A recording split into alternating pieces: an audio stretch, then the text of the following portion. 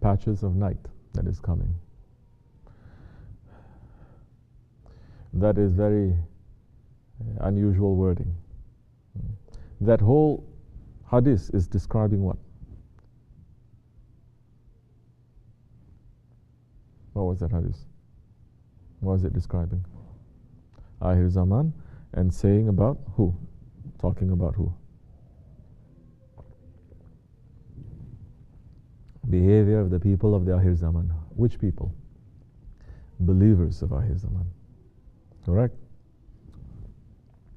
And saying what is going to come like patches of night. What is coming as patches of night? You remember? No one is remembering. Yes?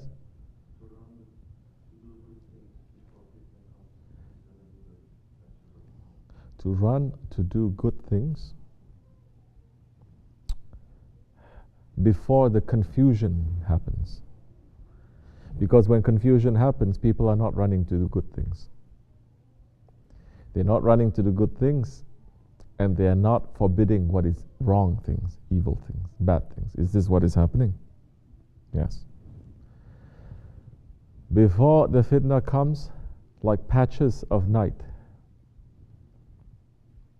it is daytime. When you get patches of night during the daytime, what state does it put you in? It puts you in a state of confusion. You don't know whether it is night or day. You don't know whether it is black or it is white.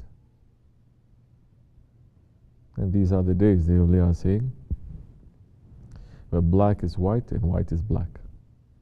And if you are not following a shaykh, if you're not following the awliya Allah, you are going to be fooled. Because these are the days that black is white and white is black.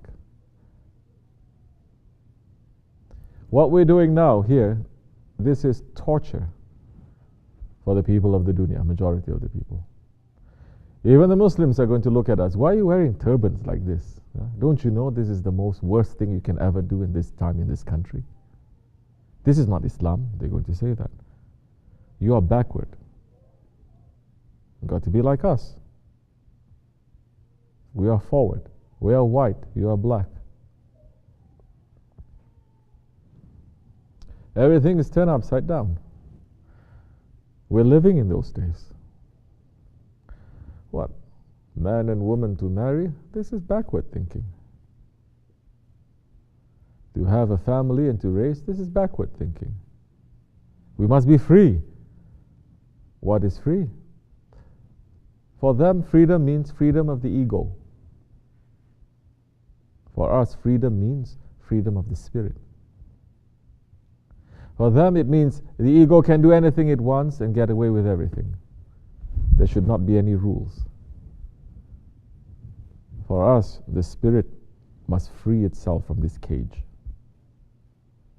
But first, it has to understand that this is a cage. If you are living with your ego, you're not going to understand this is a cage. You're going to understand that this is a paradise. A believer will understand that this dunya is a cage, is a prison. Our senses, they are a prison. Our bodies, they are a prison. Our desires, they are a prison. They're not our friends that we should have allies with to support them. They are a prison. Who is saying this? Holy Prophet ﷺ. Is saying, for a believer, this world is a prison. For an unbeliever, this world is a paradise. The believer does not try to make this world into a paradise. Never. The believer doesn't try to make this world to become a paradise. Never. Which prophet is saying, make this world to become a paradise? No. The prophets are not even trying to bring perfection to this world. It is not. You are in enemy territory. You are here to escape and to pull yourselves out from your enemy territory especially in this Akhir Zaman, just like the Ashab al-Kahf, the companions of the cave, and they were young people. They look in their city, they look in their country, they seeing everything that people are doing, it is against to Allah's laws, against to Allah's mercy, against to Allah's commands. They're not liking it. They didn't just stay. They're young ones. They're not old ones. That they are fed up or they can't do anything else, so now no. They're young. And they say, we don't like this. We don't want to stay with them. We want to escape. And they came out from that. They went into a cave. 7 of them. And their dog. And they say, we'd rather be in this cave than to participate in those kinds of things. This era that we are in is worse than that. And if a dog were to escape from that world, and Allah is mentioning him in the Quran Kareem, Allah is mentioning that one, Kitmir, in some riwayat his name is, then what about us in the Akhir Zaman?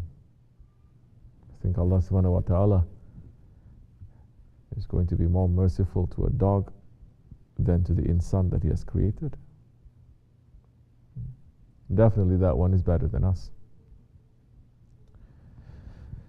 So, to free ourselves from that state of confusion, to know what is white and what is black, that is marifat in these days. That is marifat. Don't look for any other thing. How are we going to know? Sit properly. How are we going to know? That time you're not going to be able to trust your eyes so much too. You're not going to be able to trust your ears, trust your tongue, trust any of your senses, because this world is expert at fooling all your senses. You think it's something, but it's something else. Correct or no? I have to explain more about this. Even if you're an unbeliever, you know this world we're living in right now has become so unusual that you cannot trust your senses anymore. We've come to those times. If we were not learning how to trust our guide, then what are you going to trust? Your senses? You'll fail. Shaykh Effendi, Shaykh Mawlana Hazrat Ali is saying, yes, the time will soon come when the Shaykh is going to say, look at that wall. The wall is black. Everyone looks, it's white.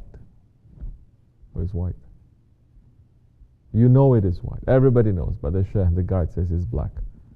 If you're not following, if you're not holding on tightly to what he is seeing and he's saying, you're going to fall into that darkness. Because nobody is seeing those patches of darkness, those patches of night, except for those ones who have vision. Who has vision? How many of people they're having vision? How many scholars they're having vision? How many leaders they're having vision? How many sheikhs they're having vision?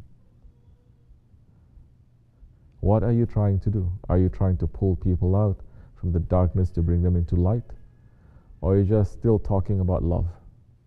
As if this whole world is shining with light. May Allah keep us in safety. May we run to those ones, to our Shaykh, inshallah, so that we know what is that darkness outside and what is that darkness that is inside. And we run into their light. Hold on to that tightly, inshallah. We'll find safety. Wa min Allahu tawfiq al-Fatiha.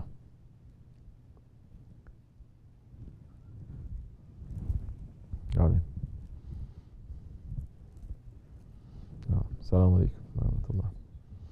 Any other questions?